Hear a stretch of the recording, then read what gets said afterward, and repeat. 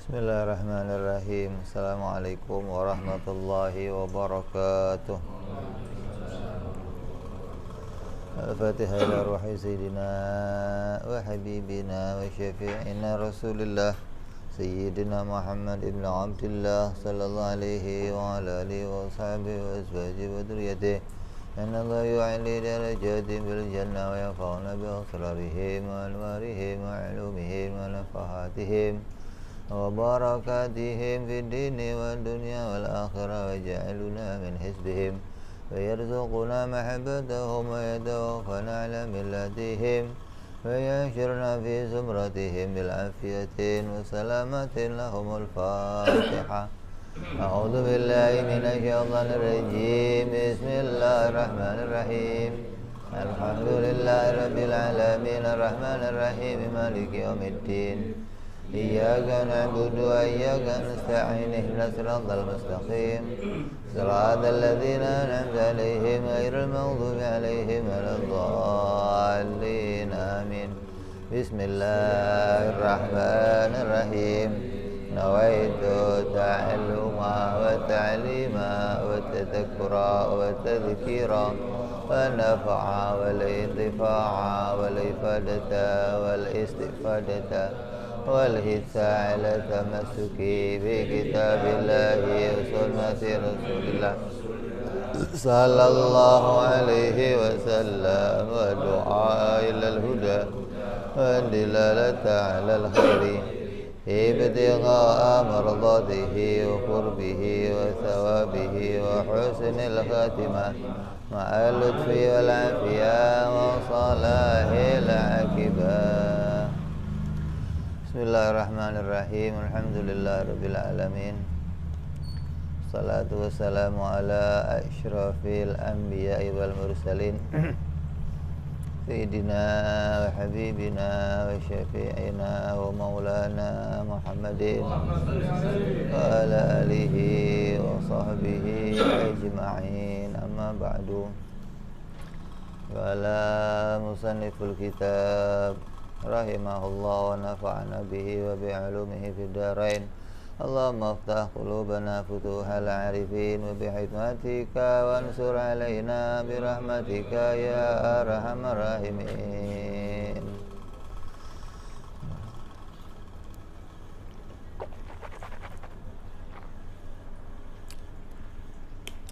Ila anqal. Kemarin sudah kita bahas tentang maka Allah lah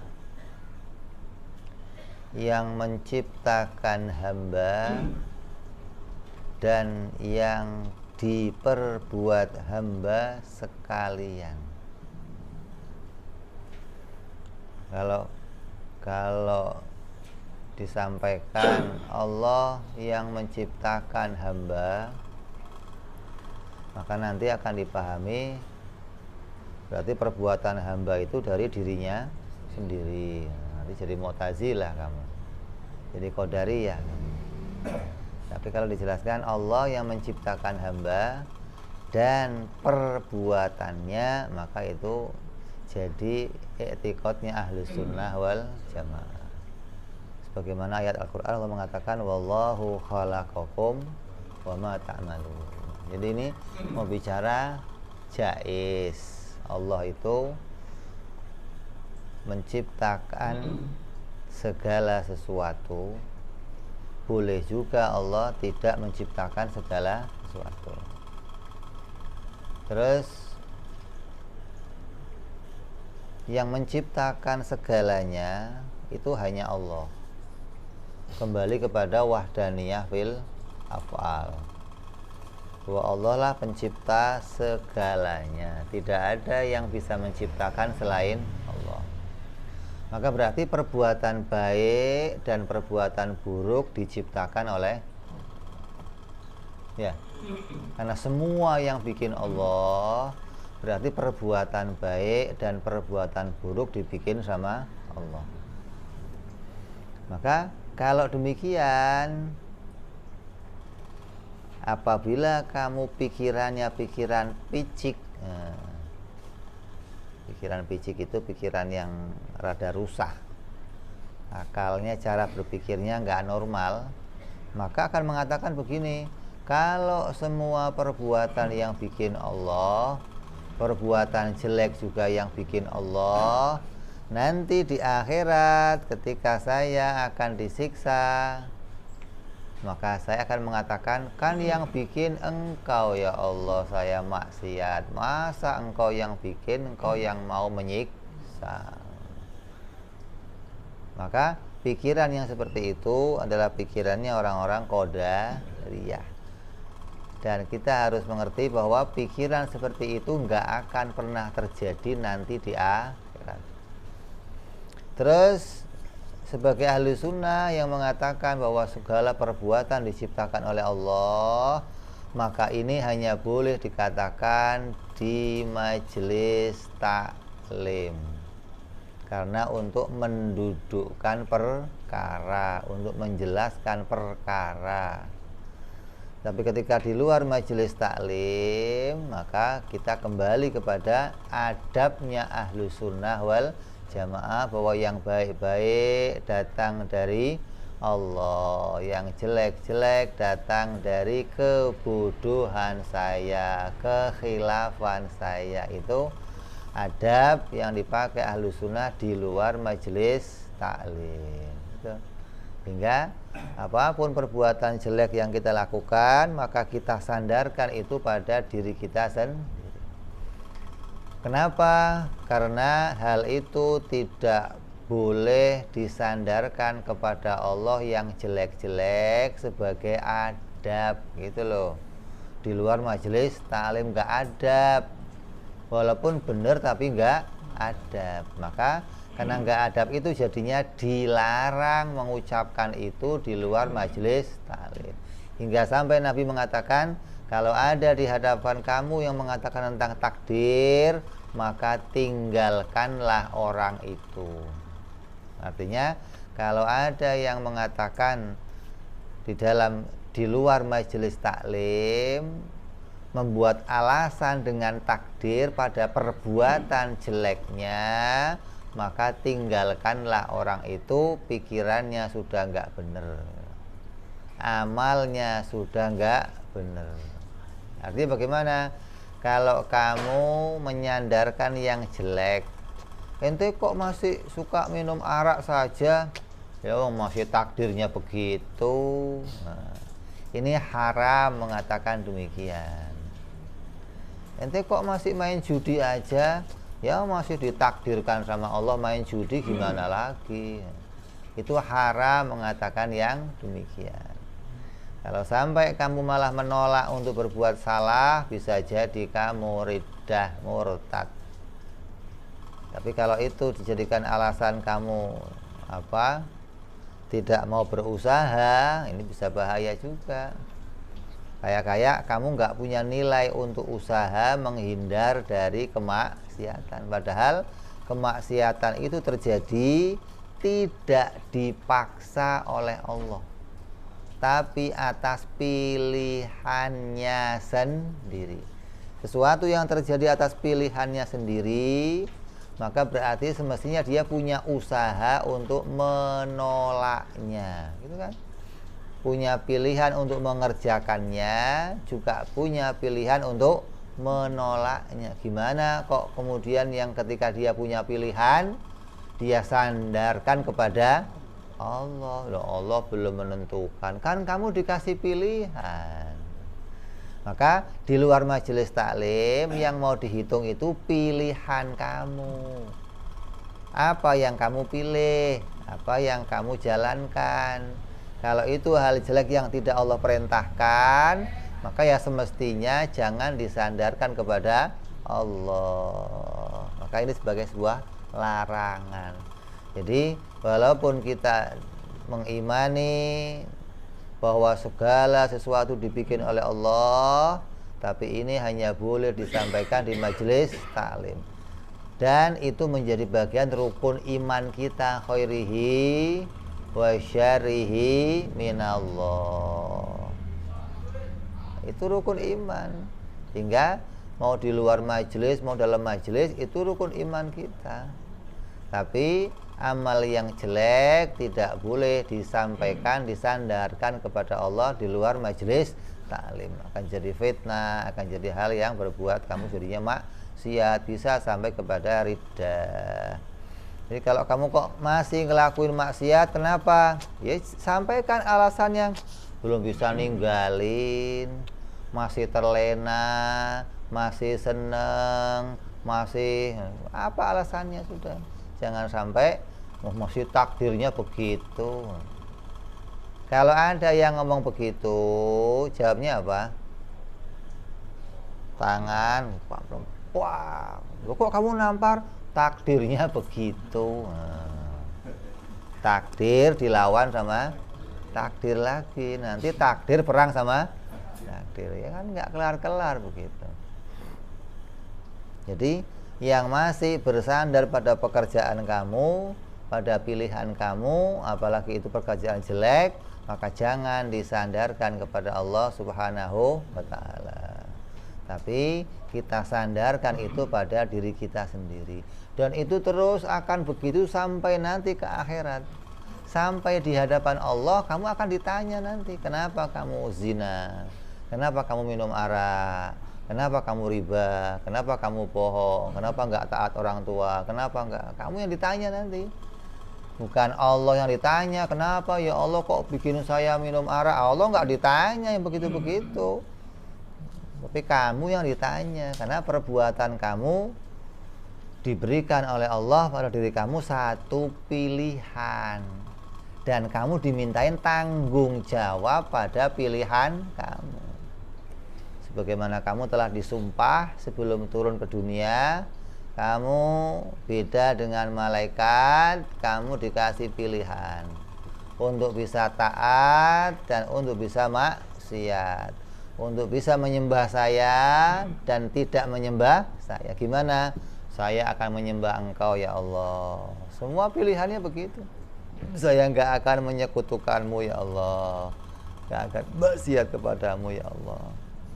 Maka ketika kok di dunia berbuat maksiat, maka dia yang nanti dimintain tanggung jawab. Kan kamu yang punya pilihan.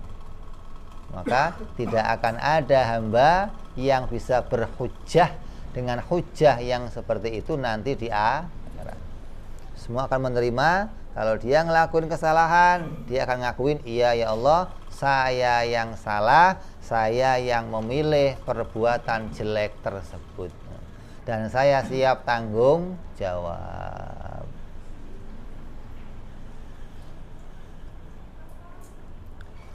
Maka berkewajiban kita adalah melaksanakan perintah Allah dan menjauhi larangan Allah.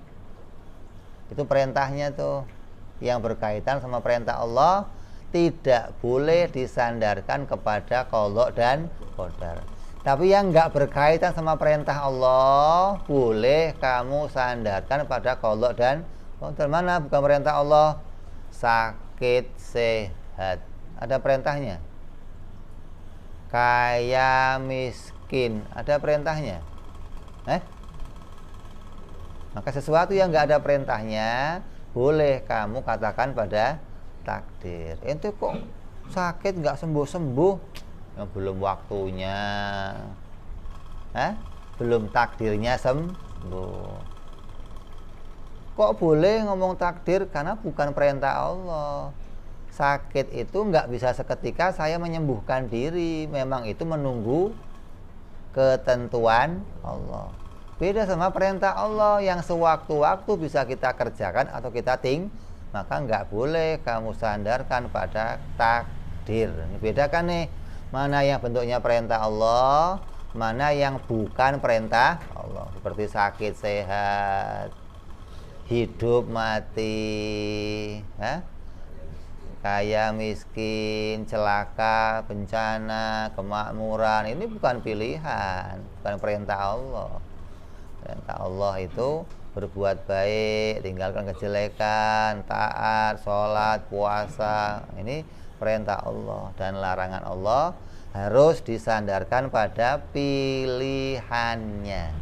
Kalau yang bukan perintah Allah, boleh kamu sandarkan pada takdir. Itu aja kadang orang-orang soleh ketika dia nerima takdir yang jelek masih menyalahkan dirinya sendiri, nggak bicara takdir, nggak. Ini kok sakit?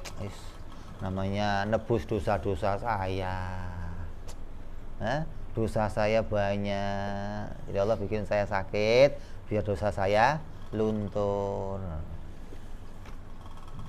Ini kok begini ya karena sayangnya begini, masih dirinya yang disalahkan gitu.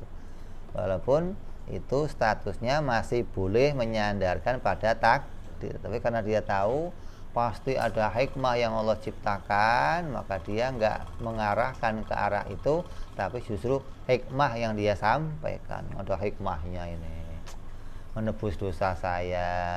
Dia mungkin mau naik derajat, dia mungkin mau seperti orang-orang yang pertama melangkah masuk kepada dunia salik, mau menuju kepada Allah Subhanahu wa ta'ala. Ini rata-rata orang yang mau menuju kepada salik, menuju kepada Allah, mendapat ujian yang besar, dapat ujian yang berat, entah sakit, entah kerja gagal, dipecat, cari kerja nggak dapat, itu ujiannya. Tujuannya apa? Hikmahnya apa? Kok dijadikan oleh Allah yang demikian? Hikmahnya apa? Hikmahnya dijadikan demikian biar kamu nggak seneng lagi sama dunia, biar kamu justru menjauhi dunia. Kenapa? Karena dunia menyakitkan, pahit. Biar kamu mendekat kepada Allah. Sampai-sampai kalau ada orang mengatakan begini, wah hidup begini mendingan gua mati aja. Kata Allah, bagus, berarti senang ketemu saya kamu. Tapi kalau matinya itu mati karena nggak senang sama nasib dan nggak mau ketemu Allah, wah ini bencana matinya udah. Ada orang nggak senang sama dunia, pengen cepet-cepet mati, ya Allah, mendingan saya di akhirat biar ketemu sama engkau aja lah ya Allah. Taat di dunia ya Allah, bagus malah itu. Kamu nggak senang dunia tapi cinta akhirat. Ini nggak senangnya dunia karena nggak dapet, tapi terus benci akhirat. Wah ini apes-apesnya orang udah dunia nggak dapet, akhirat nggak dapet. Hati-hati nih. Jadi ada orang yang diuji sampai taat, sampai ya Allah, udah nih mati aja lah ya Allah, taat di dunia ya Allah, udahlah saya ngurusin akhirat aja lah. Ada yang sangat keselnya, udah saya mau di masjid aja ya Allah, nggak mau ngurusin dunia lah, bagus. Nah kalau diuji begitu kok saya begitu masuk ini kok jadi taat begini, keluar lagi lah, ini yang gagal. Baru diuji, celaka. Terus Syekh Ibrahim Al-Qani melanjutkan baitnya, wa khadilun liman arada bu'dahu wa munjizun liman arada wa'dahu. Dan Allah meninggalkan orang yang ingin menjauhinya dan meluluskan apa yang telah dia janjikan kepada orang yang dikehendakinya. Itu makna terjemahnya. Allah adalah zat yang menjadikan petunjuk kepada hambanya dan menjadikan sesat kepada hamba-hambanya. Artinya kalau seorang hamba dikasih petunjuk, maka dia akan tahu jalan yang benar. Kalau enggak dikasih petunjuk, maka akan tersesat. Maka Allah pemberi petunjuk. Siapa yang diberi petunjuk? Siapa yang dikehendaki oleh Allah. Kenapa kok begitu? Petunjuk itu miliknya Allah. Petunjuk itu ciptaan Allah. Mau diberikan kepada siapa saja itu haknya Allah. Nggak bisa loh, kenapa ya Allah kok saya nggak dikasih petunjuk?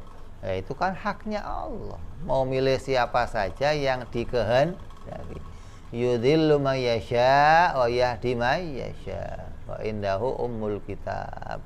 Dan bagi Allah ada pengetahuan yang terdahulu. Makanya di ilmunya yang qadim, Allah mengetahui siapa yang akan dikasih petunjuk dan siapa yang tidak akan dikasih petunjuk. Kok begitu? Kenapa nggak dikasih petunjuk semua? Jadinya kayak malaikat. Kan sudah dibikin malaikat. Allah mau bikin makhluk yang model lain, yang dia itu bisa memilih menerima petunjuk, bisa memilih menolak petunjuk gitu loh. Kalau petunjuk berupa hidayah Islam, semua dikasih sama Allah, diberitakan. Gak ada yang terlewat. Saya nanya, di dunia ini yang gak dengar Islam masih ada nggak? Agama Islam itu nggak ada, dia nggak tahu, nggak pernah dengar agama Islam, ada nggak? Nggak ada. Apalagi habis perang Piala Dunia Qatar, dengar semua orang sedunia udah. Mau sampai terowong-rowong tahu ada Islam. Nah, jadi kalau kamu tanya Piala Dunia yang menang siapa kemarin? Qatar gitu. Yang menang siapa? Islam gitu. Kenapa? Dengan jalan itu Islam menyebar kemana-mana. Kayaknya orang ini Wahabi pikirannya canggih juga. Artinya ada bola dimanfaatin, dia nggak urusan mau negaranya menang kayak kalah, nggak urusan. Yang penting misinya berapa juta orang bisa masuk agama Islam, bisa mengenal Islam, bisa tahu Islam itu. Lah agama mengatakan la ikraha fiddin, nggak ada paksaan untuk masuk agama. Kenapa? Karena sudah jelas qad tabayyana rusdu minal ghayy. Petunjuk itu sudah jelas mana jalannya untuk diterima, mana jalan yang gelap, udah jelas. Kamu nggak usah maksa-maksa orang. Makanya ketika orang itu menolak Islam, dia sudah tahu ajaran agama Islam. Oh, ajarannya begini. Saya nggak mau. Berarti dia yang menolak petunjuk yang baik gitu loh. Kecuali dia nggak tahu agama Islam. Jadi kamu nggak usah maksain, masuk Islam, nggak usah. Kenapa? Karena dia tidak maunya masuk bukan karena nggak tahu Islam, karena menolak hidayahnya Allah. Jadi kalau dia nuntut, kenapa kok saya nggak dimasukin Islam ya Allah? Kan kamu sudah saya kasih petunjuk. Saya tunjukkan Islam. Kamu diajak masuk Islam. Tapi kamu yang menolak untuk masuk Islam. Jadi Allah menjadikan petunjuk kepada siapa saja. Dan ada hamba yang nggak diberikan oleh Allah taufik untuk menerima petunjuk. Ada yang ditolong oleh Allah untuk bisa menerima petunjuk. Jadi petunjuknya dibagi semua.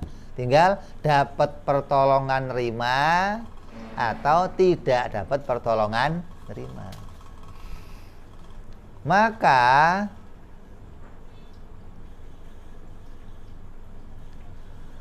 makna khadilun meninggalkan adalah dimampukan dan dimudahkan dalam melakukan maksiat. Sebaliknya tuh gitu loh. Jadi kalau taufik itu dimudahkan ngelakuin kebaikan. Kalau khadil itu dimudahkan ngelakuin kejahatan. Dimudahkan untuk meninggalkan petunjuk gitu loh. Ada orang dikasih petunjuk, tahu-tahu dia menjauhi petunjuk itu, memilih jalan yang lain. Itu namanya dikasih khadil oleh Allah, dimudahkan untuk meninggalkan atau untuk menjauhi sebuah petunjuk. Ya kayak kita lah, udah tahu kalau Ramadan itu puasa, tapi ya kadang dikasih khaldil oleh Allah, tengah-tengah hari masih bisa aja minum. Gampang aja gitu lah. Gampang, ntar gantilah. Itu khaldil dikasih kamu. Dimudahkan untuk ngelakuin maksiat.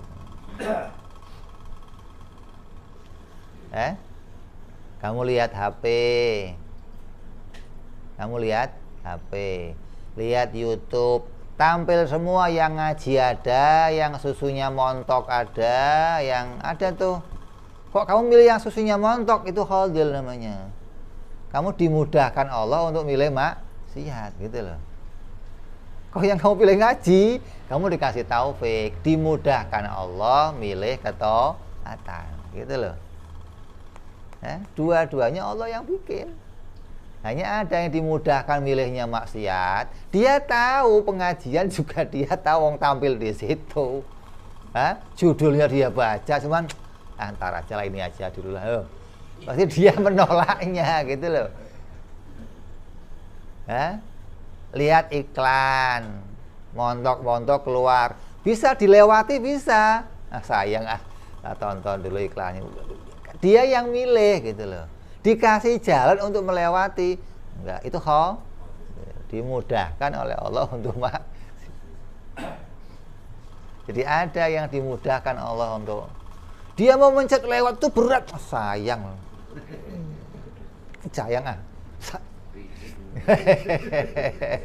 kayak kamu lihat cewek depan kamu lah, bisa nunduk, bisa kamu tutupin, tapi sayang mau nutupin gitu loh.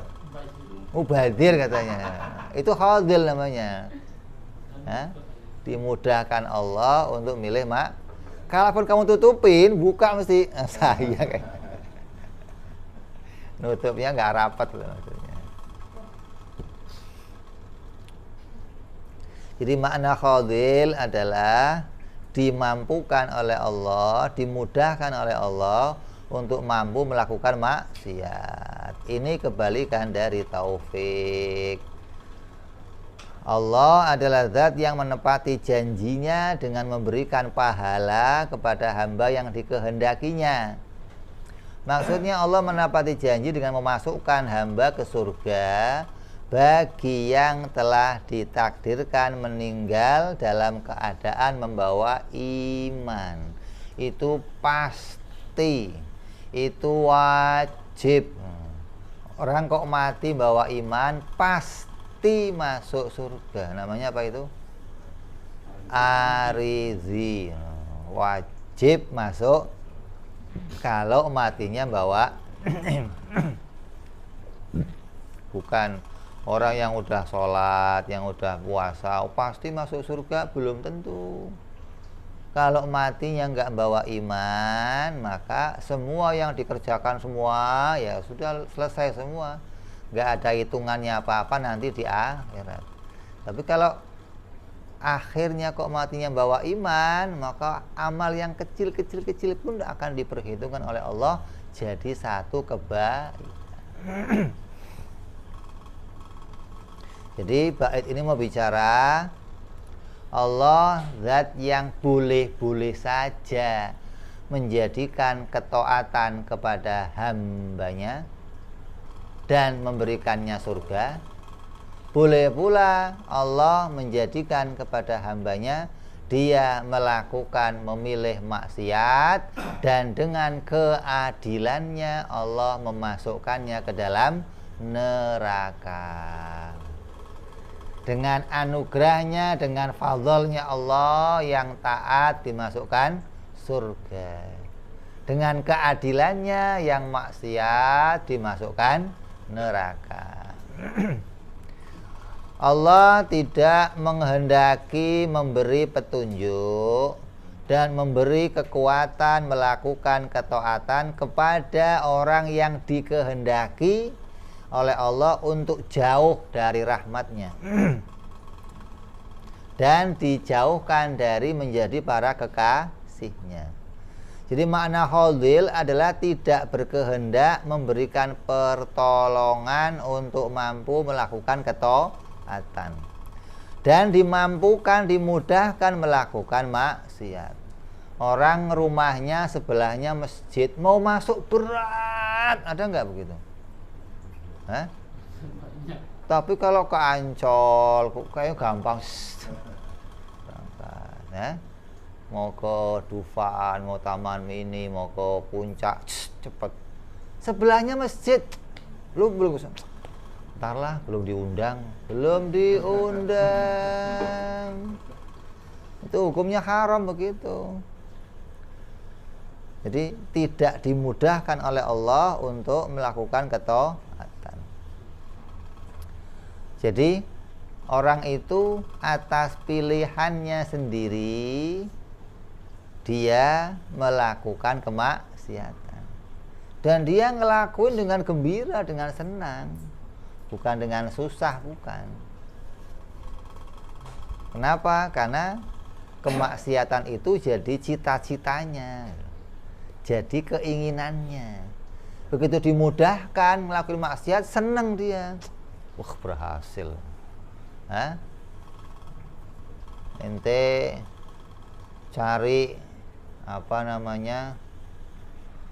gambar-gambar jorok di internet. Kalau nggak ketemu kesel. Gimana sih ini? Kok blokir lagi.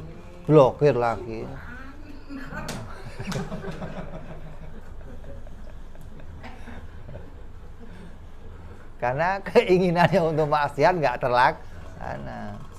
Kesel dia. Apalagi pas COVID kemarin, tanker tutup, sini tutup, sialan tutup semua. Kesel dia itu. Hah? Jadi nggak bisa maksiat, kesel. Itu namanya dijadikan oleh Allah mudah ngelakuin maksiat. Dihaldil oleh Allah. Bukan dikasih taufik, tapi dikasih haldil oleh Allah. Jadi kesimpulannya, semua tindakan orang itu adalah maksiat karena dia tidak diberi kemampuan oleh Allah, kemudahan oleh Allah untuk melakukan ketaatan. Sedangkan orang yang diberikan taufik senantiasa mudah melakukan ketaatan karena tidak diberikan kemampuan untuk melakukan maksiat. Kayak kamu dikasih pisau suruh bunuh diri, nggak bisa. Coba, berat, linu. Tapi yang dikasih kemudahan, ya gampang aja, nggak pakai repot-repot gitu. Orang yang dikasih kemudahan, kamu dikasih pistol, tembak. Waduh, beratnya, nggak bisa pak. Tembak, nggak bisa pak. Yang dikasih mudah beda, dikasih kemudahan ngelakuin maksiat. Jadi orang yang nggak dikasih kemudahan untuk itu ya susah ngelakuin maksiat, susah. Beda sama orang yang dikasih kemudahan ngelakuin maksiat, sebaliknya ngelakuin taat itu susah. Mau masuk ke masjid, mau masuk ke majelis taklim, mau masuk, kayaknya berat bener.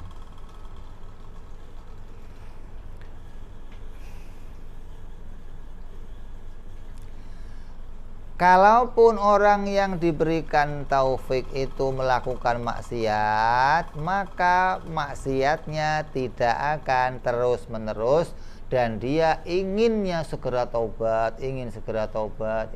Itu namanya taufik. Jadi orang yang dikasih taufik itu, yang dikasih mudah untuk ngelakuin taat, kalaupun kepleset maksiat, segera diganti dengan ketaatan. Taubat ya Allah, minta ampun ya Allah. Walaupun taubatnya sambel, mau sambel tomat, mau sambel terasi, tetap namanya taubat. Taubat itu perintah Allah. Orang yang masih mau taubat berarti masih mau taat. Orang yang masih mau taat berarti masih dapat taufik gitu. Kalau kamu kok maksiat terus, nggak apa-apalah, yang penting taubat terus juga. Ada orang maksiat terus tobat nggak mau, ini yang berat. Tandanya dia nggak dikasih taufik oleh Allah. Untuk taubat aja susah. apalagi ngelakuin ketaatan yang lain. Kan orang ngelakuin salah itu yang paling mudah, ya Allah minta ampun, ya Allah istighfar, ya Allah astagfirullah. Itu kan mudah sekali. Kok itu aja nggak dikerjakan? Oh, berarti memang dikasih khaldil oleh Allah. Berbeda dengan orang yang dikehendaki maksiat dikhaldil oleh Allah. Jika dia melakukan maksiat, maka dia akan terus melakukannya tanpa segera bertaubat. Ini alamatnya, gitu loh. Jadi kamu tinggal ngelihat saya ini masuk orang yang dikasih taufik atau dikhaldil oleh Allah.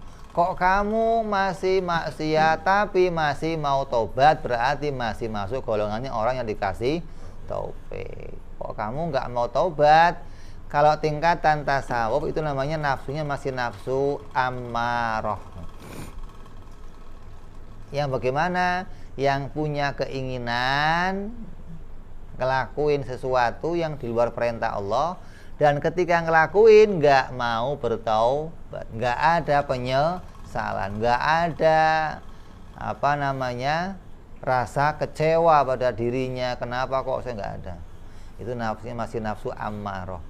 Naik dari situ namanya lawamah. Yang bagaimana? Ini yang mulai dikasih taufik sama Allah, mau ngelakuin ketaatan walaupun masih maksiat, tapi taubat lagi, maksiat taubat lagi, maksiat taubat lagi. Ini sudah naik dari amarah jadi lawamah. Maka orang yang sudah dapat petunjuk dari Allah, dapat taufik dari Allah, itu orang yang mendapatkan kemudahan untuk bisa melakukan kebaikan. Seseorang pernah bertanya kepada Syekh Junaid sahibul madhab di dalam tasawuf, apakah para waliullah, kekasih Allah, pernah melakukan maksiat? Maka Syekh Junaid menundukkan kepalanya sejenak, kemudian membacakan firman Allah, wa kana amrullahi qadaram maqdura, dan adalah ketetapan Allah itu suatu ketetapan yang pasti berlaku, siapa saja, gitu loh. Siapa saja selain orang-orang yang maksum bisa melakukan maksiat, gitu loh. Pedomannya itu aja. Wali bisa maksiat nggak sih? Maksum nggak? Enggak, ya bisa aja. Nah kalau maksiat gimana? Ya wong orang punya taufik, ya segera taubat. Kalau wali kok maksiat sekali til udah nggak diulang lagi. Kalau kamu kan suka kangen lagi. Nyandu. Kalau wali enggak, wadah masa idah. Kalau wali enggak kok sekali jatuh maksiat, ya sekali itu sudah. Itu namanya maksiat yang mendekatkan dirinya kepada Allah. Ada maksiat yang menjauhkan dirinya kepada Allah. Orang yang dikasih taufik itu maksiatnya mendekatkan diri kepada Allah. Apalagi tingkatnya para wali, maksiat udah sekali itu, yang tadinya istighfarnya biasa sekali atau 20 kali, 100 kali setiap sholat, begitu kena maksiat sekali 1000 kali meningkat dan nggak diulang maksiat. Itu namanya maksiat yang bawa ketaatan kepada Allah Subhanahu wa ta'ala. Jadi Allah bikin maksiat, jangan kamu anggap Allah menjelekkan seorang hambanya. Allah bikin maksiat bisa jadi mau mendekatkan hambanya itu kepada Allah. Makanya kan ada orang-orang yang difitnah sama iblis, kayak Barseso, melihat iblis yang bisa sholatnya di atas pohon, di atas daun. Kata Barseso, ini kalau gua yang begitu, murid gua tambah banyak, ini hebat begitu. Panggil, ini kok bisa begitu gimana? Ya orang itu harus merasa maksiat dulu sekali. Kalau sudah maksiat sekali, ntar rasa menyesalnya itu mampu ibadah ratusan tahun nggak berhenti. Kenapa? Menyesal. Oh gitu ya Bar, saya nggak pernah ngimpi maksiat. Lah maksiatnya apa? Ya tinggal milih, mau zina boleh, mau minum arak boleh, bunuh orang boleh. Waduh berat semua. Aduh taat. Nggak berani saya, udah. Ya terserah kamu kalau kamu. Tapi saya pengen, ya begitu tadi caranya. Kalau kamu mau. Tapi jangan di sini, ya terserah. Wow, hijrah cari tempat yang jauh, yang nggak ada orang tahu di situ. Apa dulu? Yang paling ringan apa? Ya minum arak cuma seruput udah selesai. Nah ini aja nih kayaknya enteng. Seruput selesai, bener. Seruput selesai, hilang pikirannya maksudnya. Wah, habis itu ada yang bartendernya dizinain. Habis dizinain dibunuh sekalian, udah ngomplitin dah. Sampai akhirnya bukannya tambah taat kepada Allah, mati dalam keadaan maksiat, matinya su'ul khatimah. Na'udzubillahi min dzalik. Jadi maksiat itu bukan disengaja untuk tambah taat, bukan. Nggak ada maksiat begitu, nggak ada. Orang maksiat khilaf, para wali maksiat itu khilaf gitu loh. Terus kembali kepada Allah. Dicontohkan mana? Contohnya mana? Contohnya riwayat Nabi Yusuf alaihi salam. Itu kakak-kakaknya itu wali-wali semua, kata nabi-nabi semua. Apa nyontohinya bagaimana? Ketika mereka berencana untuk menyakiti Yusuf, udah kita lakukan sekali ini aja, habis itu kita taubat. Nah, itu orang soleh mau maksiatnya aja begitu. Tahu jalan keluarnya gitu loh. Ini kalau kita ngelakuin ini kita bahaya. Terus gimana? Ya nanti ada jalan keluarnya ini. Ya udah habis ini kita begini aja biar. Ini. Kalau kita kan nggak habis dari sini nyambung ke sono. Jadi nggak ada orang-orang ini bersengaja ngelakuin kemaksiatan untuk mendekatkan diri kepada Allah, nggak ada. Ya hilaf ngelakuin maksiat lalu taubat dengan sungguh-sungguh, maka taubat yang sungguh-sungguh itu mendekatkan dirinya kepada Allah Subhanahu wa taala. Oleh karena itu jika engkau melakukan maksiat segeralah bertaubat. Jangan pernah bosan taubat. Boleh bosan maksiat gitu. Jangan bosan taubat, boleh kamu bosan maksiat. Status sebagai orang yang bertakwa juga tidak akan rusak karena melakukan maksiat. Karena syaratnya apa? Tidak dilanjutkan. Kalau dilanjutkan jadinya orang fasik, bukan orang takwa gitu loh. Apa sih fasik? Yang maksiatnya terus menerus. Man dalladzi masa'aqatun wa man lahul husna faqad. Siapakah yang tidak pernah melakukan maksiat sama sekali, dan siapa orang yang hanya memiliki kebaikan? Kalau ditanya nih, emangnya ada selain Nabi orang yang nggak ngelakuin maksiat? Emangnya ada selain Nabi yang perbuatan hanya baik aja? Kemudian ada hatif, suara tanpa rupa berkata, Muhammadul hadil ladzi alaihi Jibril habat. Yaitu dia adalah Muhammad sallallahu alaihi wasallam yang memberi petunjuk kepada makhluk dan Jibril alaihi salam turun kepadanya. Ya enggak ada lagi kecuali para nabi.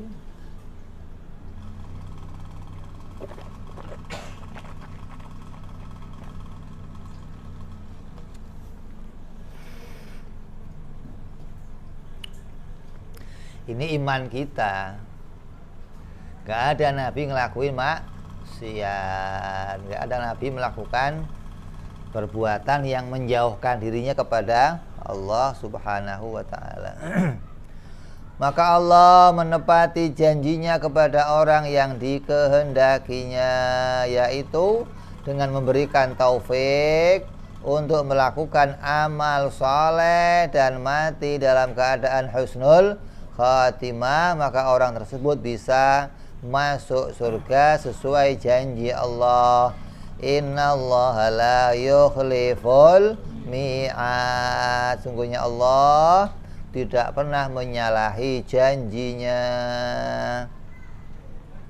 Rasulullah sallallahu alaihi wasallam bersabda, "Man wa'adahu Allahu ala amalin thawaban fahuwa munjizun lahu, wa man au'adahu ala amalin iqaban fahuwa bil khiyari insya'a azabahu wa insya'a ghafarolah." Kata Nabi, siapa saja yang dijanjikan pahala oleh Allah atas amal yang dia lakukan, pasti Allah akan menepatinya. Dan siapapun yang diancam siksaan oleh Allah atas amal yang dia lakukan, maka Allah boleh memilih antara mengampuninya atau menyiksanya. Jadi orang yang dilakukan oleh Allah berbuat maksiat belum tentu dapat siksa gitu. Kalau dalam maksiatnya kok dia taubat, maka Allah dengan kehendaknya mengampuni. Kalau maksiatnya itu enggak diakhiri dengan taubat, maka Allah jadikan dia diazab di neraka. Jadi ada alamatnya nih. Ini saya maksiat ini akan masuk neraka atau enggak? Lah taubat enggak lu? Kalau taubat ya aman. Nyaman itu kamu sedang berada pada jalannya orang-orang yang bertakwa gitu loh. Dan ada kemungkinan mati husnul khotimah. Kok maksiatnya nggak mau taubat, ya ini alamatnya bahaya. Alamatnya mati tidak dalam keadaan husnul khatimah. Kesimpulannya, janji tidak boleh berubah. Para ahlussunnah wal jamaah sepakat dalam hal ini. Sedangkan dalam hal ancaman boleh berubah gitu loh. Janji ngasih kebaikan itu seluruh ulama sepakat Allah nggak boleh mengingkarinya, nggak boleh merubahnya. Beda dengan memberikan hukuman, maka Allah boleh merubahnya. Kecuali siksaan bagi orang kafir dan musyrik yang kekal di neraka, itu enggak ada perubahan. Ini menurut Imam Abu Hasan Al-Asy'ari. Sedangkan menurut Imam Abu Mansur Al-Maturidi, janji dan ancaman sama-sama tidak boleh berubah. Ini beda hanya dalam lafadznya, bukan beda dalam keyakinannya, bukan beda dalam maknanya. Makanya sebagian orang-orang Asy'ari kalau baca doa habis azan enggak dibaca innahu la yukhliful mi'ad. Kenapa? Karena berharap yukhliful mi'ad gitu loh. Berharap Allah mengingkari janjinya. Dia apa? Janji untuk menyiksa. Karena mereka orang-orang yang mengatakan ini mengaku bahwa dirinya ahli maksiat. Kalau ahli maksiat mudah-mudahan enggak disiksa sama Allah, tapi diampuni. Ini perbedaan ini antara paham Imam Asy'ari dan paham Imam Maturidi. Kata Maturidi, ya nggak akan ada perubahan, mau janji menyiksa ya tetap disiksa, mau janji memberikan kebaikan ya tetap ngasih kebaikan. Apa gambarannya? Gambarannya seperti seorang raja. Ketika seorang raja itu memberikan sayembara, siapa yang bisa mendapatkan kunci maka akan saya berikan hadiah rumah, akan saya berikan hadiah uang sekian. Maka ketika ada yang mendapatkan kunci lalu raja membatalkan janjinya, itu rajanya jadi raja yang rendah. Kok rendah kenapa? Karena raja memilikinya dan berlebihan keadaannya, bisa memenuhinya dengan mudah. Kok mengingkarinya jadinya rendah. Jadinya raja karena mengingkari memberikan kebaikan, dipandang oleh orang dia adalah orang yang tidak mau mengeluarkan sesuatu padahal dia memiliki sesuatu yang banyak. Maka itu akan jadi sifat rendah bagi sang raja. Beda sebaliknya, kalau raja mengancam, awas, siapa yang melakukan ini akan saya hukum. Ketika ada orang yang ngelakuinnya kemudian datang ke raja lalu minta ampunan, maka sang raja membatalkan ancamannya. Maka ketika dibatalkan ancamannya karena ampunan, maka raja itu enggak disebut orang yang rendah, tapi mulia gitu. Ada orang diancam, datang ke raja minta ampunan, raja mengampuni, maka nggak ada orang mengatakan raja itu rendah, tapi akan mengatakan raja itu mulia, raja itu bijaksana, raja itu adil, raja itu sesuai mensifati sifat sempurna tetap ada pada sang raja. Begitupun kepada Allah Subhanahu wa ta'ala. Maka gambaran ini jadi gambaran apabila ada seorang hamba kok maksiat lalu dia taubat, maka Allah tidak akan menyiksanya. Kalau seorang hamba kok maksiat terus enggak taubat, maka Allah akan menyiksanya. Maka Imam Maturidi mengatakan, kalau Allah sudah mengancamnya dengan ancaman, maka tidak akan berubah. Maka ini yang dimaksud orang-orang kafir. Untuk orang kafir nggak akan berubah sama sekali. Kalau azabnya kok khulud, ya khulud, nggak berkurang lagi, sudah selamanya akan di neraka. Makanya ketika ada berita tentang Abu Lahab yang mendapatkan keringanan di neraka, ada juga ulama yang protes. Kenapa? Neraka itu nggak pernah berkurang. Azab di neraka dengan dalil Al-Quran puluhan ayat, nggak ada yang menunjukkan ada yang berkurang nikmatnya, azabnya nggak ada, tiap hari bertambah. Ini dengan dukungan ayat Al-Quran. Beda sama yang maksiatnya atau masuk nerakanya bukan neraka yang khulud. Maka kalau bukan neraka yang khulud, maka akan punya kesempatan untuk diampuni oleh Allah, dibebaskan dari neraka, dipindahkan ke dalam.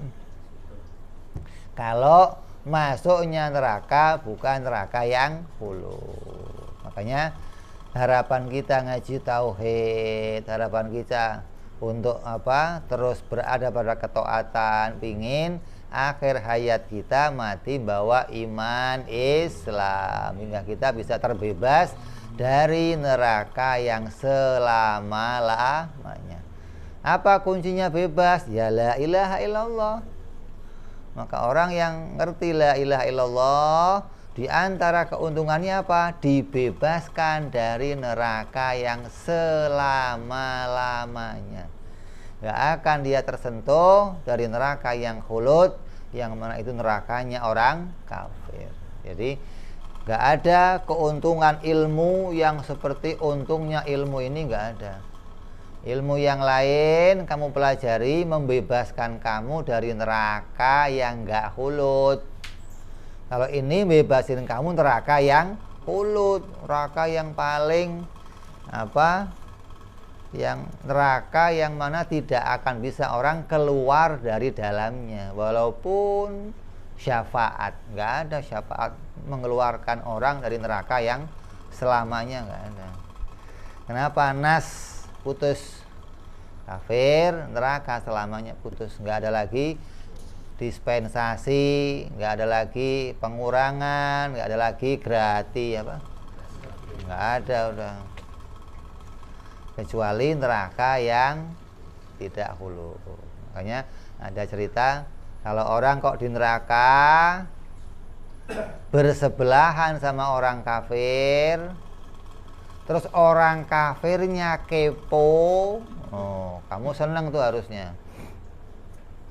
Kok ada orang muslim di neraka, sebelahnya ada orang yang ahli maksiat di neraka, terus ngomong, ente orang muslim masih di neraka juga, saya kira orang muslim nggak di neraka.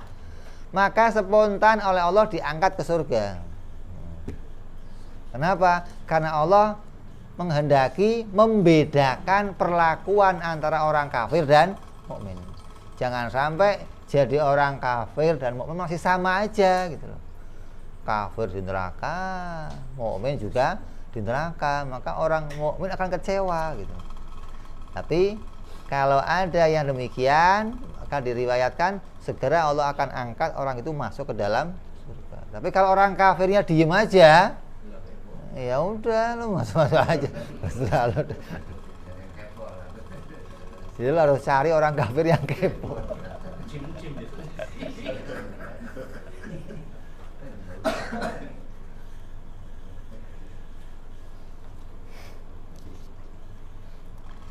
Ya, jadi ini mau menjelaskan tentang orang dijadikan maksiat oleh Allah itu karena Allah menghendaki menjauhkannya dari keridhoannya, menjauhkannya dari menjadi kekasihnya. Nah, kok begitu? Karena Allah yang memilih mana yang mau jadi kekasihnya. Allah yang memilih mana yang mau jadi hamba-hamba yang dikasihi, yang diridhoi. Kan kita semua hambanya Allah, iya. Tapi Allah memberi sesuatu terserah Allah. Enggak, Allah memberinya harus sama semua, enggak. Makanya ada yang protes. Berarti lebih beruntung orang yang dapat hidayah, beruntung sekali dapat hidayah. Enggak ada yang kok kamu dijadikan orang Islam, orang beriman, orang yang mau taat, orang yang mau bertakwa, beruntungnya luar biasa udah. Kok sebaliknya dibikin oleh Allah orang yang ahli maksiat, nggak mau taat, ini ruginya luar biasa. Walaupun dipenuhi dengan kenikmatan dunia, dikasih harta, dikasih jabatan, dikasih wanita, dikasih segalanya, tapi dijauhkan oleh Allah dari rahmatnya. Sementara sebaliknya orang-orang mukmin dijadikan oleh Allah pas-pasan, hidupnya susah, tapi didekatkan dengan keridhaan Allah, dijadikan menjadi orang-orang yang menjadi kekasihnya Allah hingga selamat di dunia sampai nanti di akhirat. Mudah-mudahan kita semua senantiasa berada pada jalannya ketaatan, jalannya keridhaan, jalannya hidayah dari Allah Subhanahu wa taala hingga selamat dunia sampai akhirat. Amin ya rabbal alamin. Hadratin Nabi Mustafa Muhammad Rasulullah sallallahu alaihi wa ala alihi wasallam. Lahumul Fatihah. A'udzu billahi minasyaitonir rajim. Bismillahirrahmanirrahim. Alhamdulillahi rabbil alamin arrahmanir rahim maliki yaumiddin. Iyyaka na'budu wa iyyaka nasta'in ihdinas siratal mustaqim. Siratal ladzina an'amta 'alaihim ghairil maghdubi 'alaihim waladdallin. Amin. Ya Rabbana i'tarafna bi anana iqtarafna wa anana asrafna fatub alaina taubah tawsili kulli hubah wastur lana aurati wa amini rawati waghfir li walidina al-ali wal-ihwani wa sairil hilani wa kulli dhi mahabbah aw jiratin aw suhbah wal muslimina ajma' amin rabbi isma' fadlan wa judan manna la biktisabi minna bil Mustafa Rasulin hadha bi kulli suli salla wa sallam rabbi alaihi andal habbi wa alihi wa sahbihi idada ta'si sahbi alhamdulillahi fil badi wa tanahi subhana rabbika rabbil izzati amma yasifun salamun alal mursalin alhamdulillahi rabbil alamin. Assalamualaikum warahmatullahi wabarakatuh.